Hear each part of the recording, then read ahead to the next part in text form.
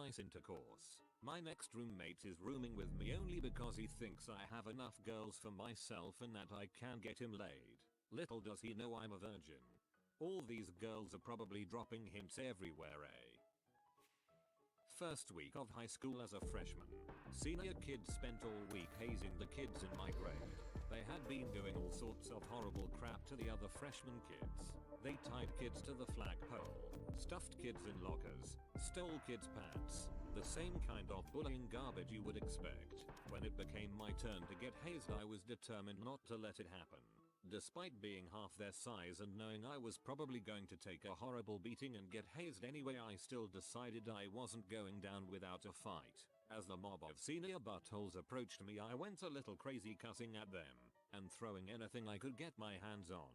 They did not haze me then, but they told me to watch my back and that they would be coming to get me. 3 days passed and I thought maybe I would have gotten away with it. But as I was walking down the hall to my second period class, one of the senior kids spotted me and cornered me in the hall. He called me out and I suddenly found myself surrounded by a ring of kids all heckling and calling for a fight. This kid was easily twice my size and I knew there was no way I was getting away from him this time. He slung his backpack off his shoulder all while telling me he was going to kick my butt. As he moved in to punch me, I sort of stepped back and to the side, which was purely reactionary, not planned. This caused him to lunge forward into his swing. It all happened very fast, and no one but me noticed his foot get caught on the strap of his backpack. In one fluid motion, his lunge carried him past me, face first into the locker behind me. My outstretched arm barely grazed him as he went by. There was a very loud gong as his head connected with the locker, and just like that he was out cold. It all happened in a split second. I seemed to be the only one who noticed that he tripped over his bag. In the chaos, the crowd somehow got the impression that I had thrown him head first into the locker. They thought I did it intentionally, despite the fact that I never even really touched him. When he came to, he had no recollection of the events, just that he tried to punch me and ended up knocked out, which also led to him telling all of his friends not to mess with me. That reputation got out of hand very quickly. I did my best to downplay it because I was afraid I'd get in trouble, but the rest of the school kids blew the whole thing out of proportion. By the middle of my sophomore year, I was the kid that beat up a gang of older kids and once put someone in the hospital for looking at me wrong. The truth was I had never been in a real fight, nor was I the type of person to get involved in a fight. Luckily, the reputation that I never earned was the reason I never had to defend myself. TLDR, the one time I had to defend myself in a fight, I won the fight and gained the reputation without ever actually touching the kid.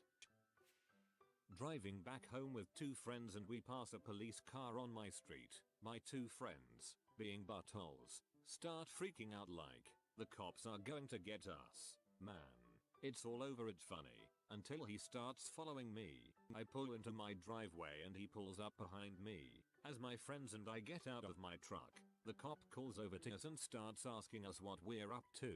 I heard him say, "Will you boys be drinking tonight?" And I just said back to him, "We don't know. We haven't decided yet." My friends freeze and just stare at me. Yeah, he actually said, "Have you boys been drinking today?" And I just didn't hear him properly. Yikes, like, that was a close one, Skooks. If you are new to the channel, you can subscribe. I publish new videos every day. Until then, check another video.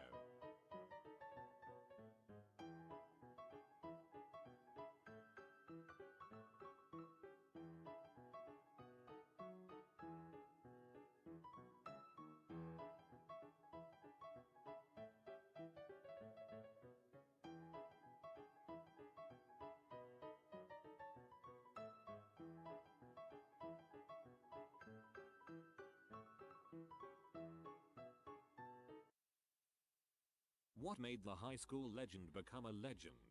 When I was in 11th grade, a guy a year older than me, in grade 12, saved a grade 9 girl from being abducted by her estranged father in the school parking lot. Her dad hadn't been in her life for years and had previously tried to take her from her elementary school. This being her first year in high school, I guess he tried again.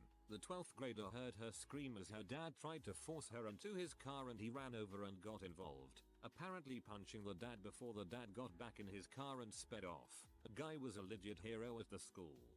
This wasn't the kind of story I was expecting on here, but it's probably the best one. I hope the 12th grader is doing well these days. Our legend was actually the gym teacher. He became a legend by getting hit by a bus, getting up, getting on the bus and asking if everyone was okay. He ended up getting fired about 5 years after I graduated because he was caught soaking raisins in vodka and then eating them over the course of the day. Never change, Mr. Lev. I feel like these two anecdotes might be related. There was this girl Kelly who was very tiny, quiet, and seemingly well-mannered. Very unassuming girl. I don't think anyone knew who she was. Big school, until she was escorted off campus by the police for stealing the credit card information of 14 students and going on a shopping spree. She disappeared for a year before somehow being allowed back in for her senior year. Instead of being a pariah, this girl somehow became a dang meme. Free Kelly posters would pop up with her mugshot on them. Her name was incorporated into chants used at football games like she was a weapon that could be used against the opposing team, and she was at the top of everyone's party invite list.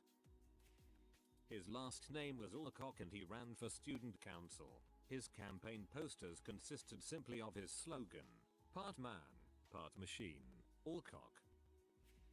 Our history teacher was ex-military, and he was absolutely jacked. Like, this guy would bike 10 miles every morning to school, kept an ab roller in his classroom, would eat salads and beans for lunch every day, the whole shebang. Anyway, one day he gives our class a pop quiz. Jeff, the strongest, biggest guy in my class, goes up to him and asks if I can punch you in the stomach and make you flinch. The entire class gets a 100 on the quiz. My teacher took him up on it. He prepared himself, and Jeff absolutely drills him in the stomach. Our teacher did not flinch. We still had to take the quiz, but Jeff went down in history as the guy who punched a teacher, and the teacher went down in history as a guy you don't wanna freaking mess with. Joe Sticker, class of 1969 at my HS. The guy didn't exist. He was created by a group of my friends as a mid-year transfer student with a totally fabricated deep background that was so smooth Joe even made the yearbook with a picture unavailable caption. My uncle's frat did something similar back in the 60s as well. Everyone took one of the classes for him, did the work, etc. And he graduated, if I recall correctly. Seemed a pretty common bit. In my first year of high school, someone ran for student body president and covered the entire school with posters saying vote for name. He is a cunning linguist. By the end of the first day all the posters were down, and he was told he was no longer allowed to run in student council elections. He won as a write-in candidate, but was not allowed to serve. Legend. Also, honorable mention to the person who, for an English literature movie clip and then a piece inspired by it assignment, managed to play the entire butt-to-butt scene from Requiem for a Dream in front of a class of 11th graders, as the first year teacher sat there, paralyzed, and somehow didn't stop it. Halfway through my last year of high school someone managed to put a ceramic toilet on top of our multi-story gymnasium. I have no idea how that featuring was achieved. The school staff didn't know either, nor could they figure out how to get it off the roof once they found it. As a result it remained on the gym for the remainder of my time there. I never found out who did it, but I will admire them until my dying day. It was Dr. Janitor, and that was his epiphany toilet. 3 kids at my high school literally saved a baby's life by lifting up a car off of a child that got ran over and had its head pinned under the axle. The baby would have died had they not showed up.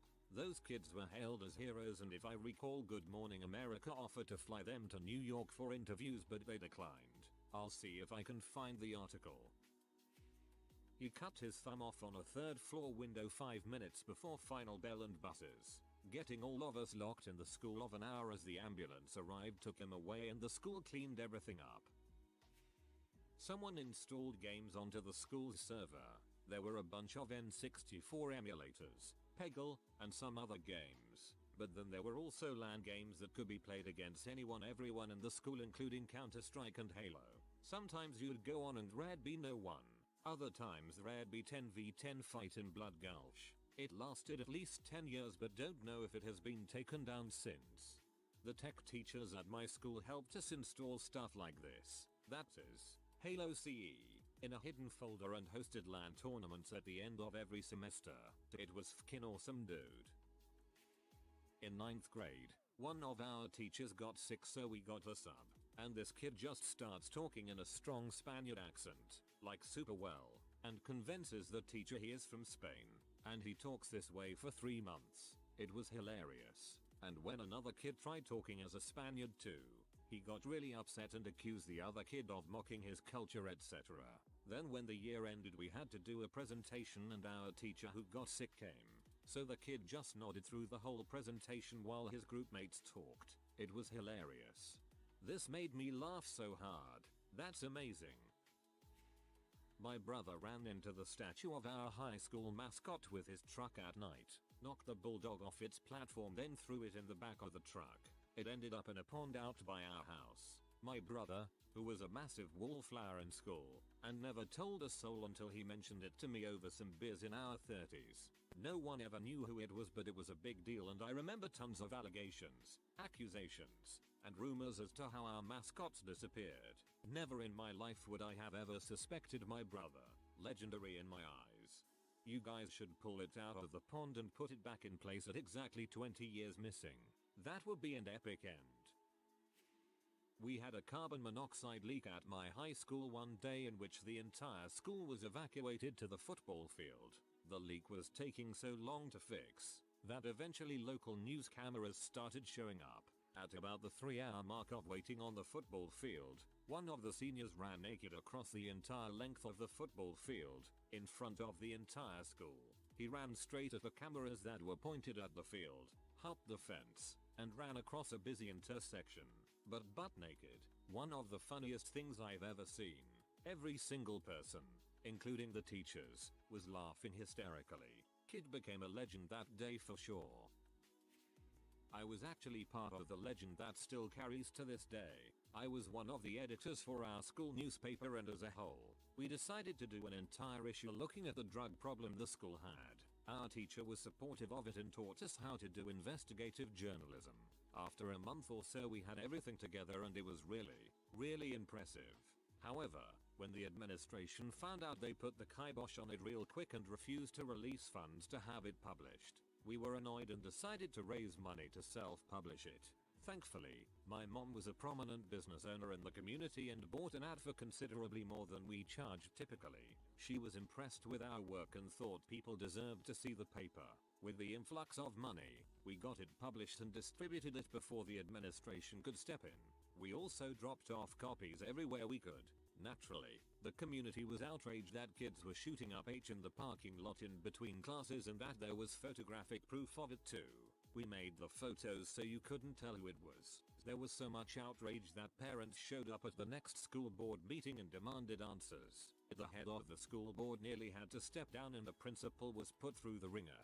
After that issue, our funding was completely pulled and the paper was shut down. We continued to have journalism class, but it wasn't the same. We ended up submitting the issue and won all sorts of awards for it too. Now 16 years later,